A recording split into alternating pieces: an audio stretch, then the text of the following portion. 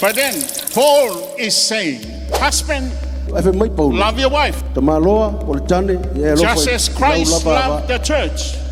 Koe whalolongo le whai upoe, e lufu lima, lufu rongo, lufu fitu. Outou Tane, e outou alofa atu, e outou lava ava. Yeah, okay. Whapeo ke riso foi o nā alofa mai le kalisia. Yeah. Ma fōa ina mai e ia te ia, e whai mo na sui. Christ gave his life. Okay, the next one. Ina ia whapa ia ina ai, ina ua whama ina, i le Faataele ina i le vai, a toa ma le upu. Okay, responsibility rea atamaloa ele o faia. Ta whaioi lea tamaloa ele o whaia. O le Faataele nga o tō taito lua. Is to shower your spouses. Amen. A le leina e Faataele alo tō lua. O te leo whapea te alu e Faataele paipa. E Faataele le UPU A LE ATUA. Not.